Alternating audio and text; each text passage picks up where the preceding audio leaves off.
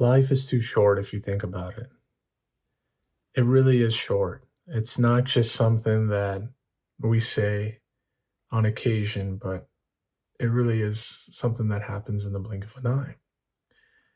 And yet, despite knowing this, we still hold on to the little things in life. We hold on to so many things that are insignificant, that don't really matter in the grand scheme of things. We hold on to them, we mull over them, we let them kind of just sit on top of us for days, weeks, months, maybe even years, not realizing that there's so much more peace and happiness and joy and understanding that can be found if we can just simply let go, right? As humans, we are trained from a very young age to accumulate, right? Whether that's accumulating knowledge or accumulating wealth, accumulating relationships, and so on and so forth. Life all of a sudden becomes a struggle for more and more and more. And the same thing is true, unfortunately, with the thoughts and emotions that we gravitate, right? We hold on to things thinking that it will do us good, but it actually doesn't really do us any good at all, right? It's something that, you know, you hear sometimes people saying, well, they didn't like my post or they didn't respond back to my text, you know, at the end of that day, they responded 5 days later, even though the message shows read or delivered or whatnot. And it's just amusing sometimes to see people get wound up by that. Why is the response so important? Yes, that person might be rude, but they also might be busy. They also might have other things. They also may have forgotten. But even if we don't give them the benefit of the doubt and we know for a fact why they didn't respond, why should we let that bother us? Why should we let that destroy our happiness? Unfortunately, we've developed so many expectations about ourselves, about others, about the world, that the minute things don't go the way we planned, which is almost always, extreme disappointment starts to creep in. And it's unfortunate to live that way, right? I bring myself up a lot. A main reason why I do these videos is because I want to share some of the challenges that I had, but more importantly, to help inspire you and show you that there is a way to grow from these challenges as well, right? It's not just a sob story. It's not just, here were all the things that I was doing wrong or I was living an unawakened life. And now I'm starting to kind of understand things a little bit better. I want to show others that there is a path, that there is a way forward. And trust me, I used to hold on to small stuff as well too. I was not perfect or immune to that at all. There would be times where I would get upset when someone didn't respond the way that I wanted them to, or, I didn't get the thing that I thought I deserved. And that used to bother me a lot. But I've learned that, you take life as it comes. One of the great things that I've learned over the years is acceptance and surrender. You accept whatever comes your way, you show immense gratitude, and then you ultimately surrender to the flow of life. If you can follow these three attributes and embed them into your very existence, you will live a very happy and peaceful life. I can guarantee you that.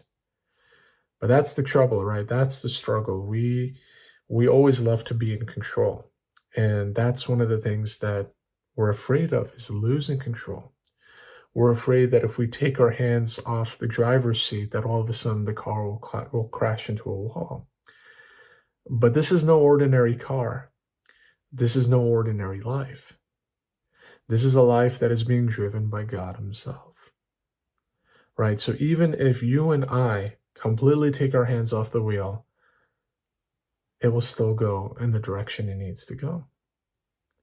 Think about it. When you go to sleep, are you telling your body or your lungs to breathe? Are you telling your heart to beat? Are you doing anything to sustain you while you are completely knocked down?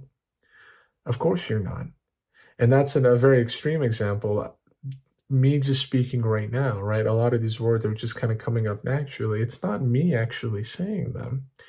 Yes, I am kind of the vehicle that they're being expressed through, but ultimately it's a form of intuition. It's a form of God-given guidance that is helping me communicate this very important message, which is to just trust the higher power, trust God to help you navigate your life, right? And that's part of the reason why we struggle to let go of the small stuff, because it sounds strange, but even the things that we know were bad, we don't want to let go of, right? Because we have what's called loss aversion, right? And this is something that I learned in finance, but it also applies in kind of modern psychology in the way we live, which is that we as humans are naturally predisposed to losing something, right? We'd rather flip a coin. And, if we were told that, we could flip a coin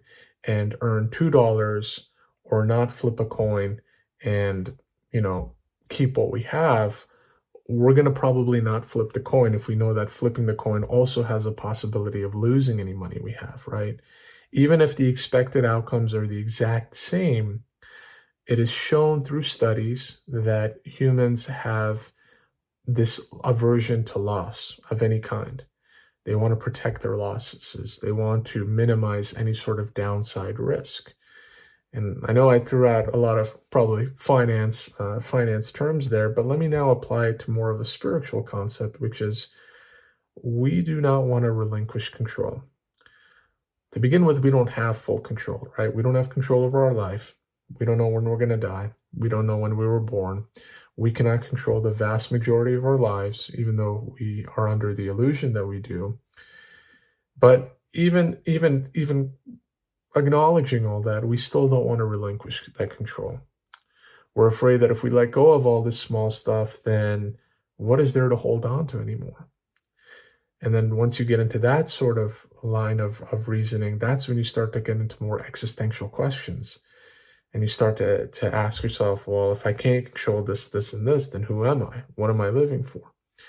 And rather than going the positive approach and sort of using that as a vehicle to awakening, to exploring the deeper dimensions of ourselves, many of us actually go the opposite way. And we experience deep moments of struggle and pain and suffering, which in and of itself is not necessarily a bad thing, right? We've all heard of the dark night of the soul, which is experiencing a moment or a period of our life which is characterized by deep sadness, but ultimately providing that breakthrough for that eventual awakening. But I just want us to kind of step back for a moment because I know I threw out a lot of different words and concepts, and I want to make sure that you're following along and that you don't get lost in the weeds of all this. We are so inclined to just hold on to these little things. And, going back to what I was saying earlier, if we can just let go and surrender and trust, we can live a much more stress free life. We can just go with the flow a lot more. And I know in the beginning it sounds hard, right? There is that temptation that, oh no, I gotta be in control. I've noticed it a lot with these videos, right? Where I try to script things out a lot and try to say things a certain way. But then I realize, you know what? Once I'm actually talking, once I'm in the flow of things, God is actually handling all of it. I just need to sit back and let the process unfold. I need to let go of all these little things. I need to let go of the need to be perfect. I need to let go of the need to have things done a certain way and let things be done in God's way.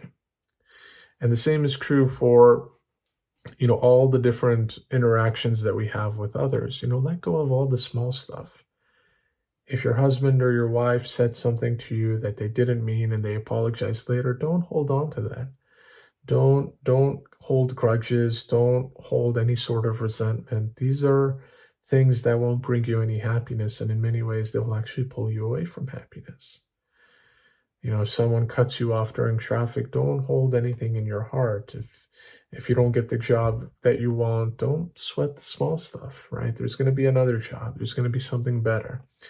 You know, Stay positive, keep the course, and don't worry about whether things do not happen the way you want. That's one of the disadvantages that we have when we live from a state of always obeying the ego, is that we're only seeing our life one frame at a time.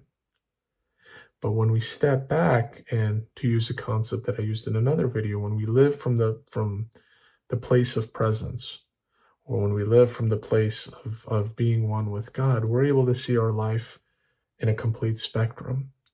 And we realize that one moment today that might be sad will be balanced out with a moment that is happy. I heard something really beautiful at a funeral recently, from an old friend, and he was basically saying that God balances everything out in the end.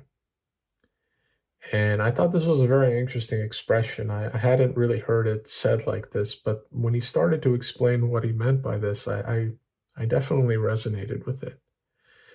And basically, what he was saying is that all of our moments in life um, have different dualities, right? We have moments of extreme elation, we have moments of extreme sadness, but in the end, they all kind of balance each other out.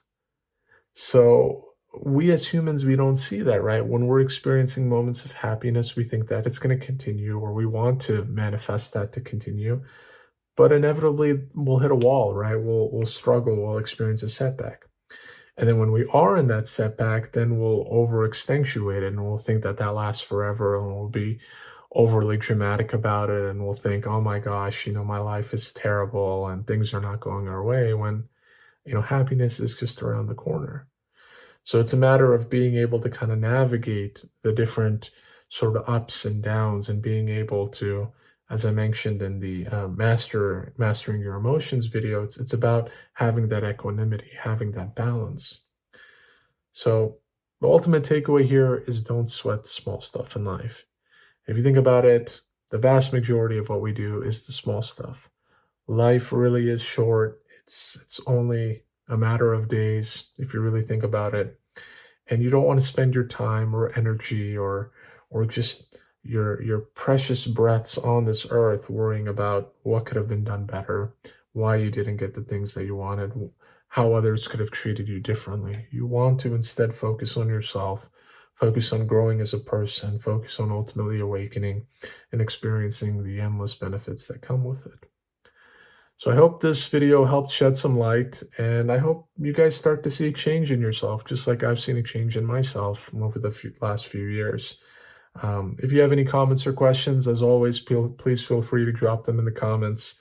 It will help us sort of start a discussion, and hopefully, create a level of community that we can all turn to for any guidance and support. Make sure to hit that like button if you enjoyed it. It definitely does help with the YouTube algorithms and making sure that other people get in front of this content. But otherwise, hopefully you guys are able to put some of these words into practice, and, let go of the small stuff. I'll see you later.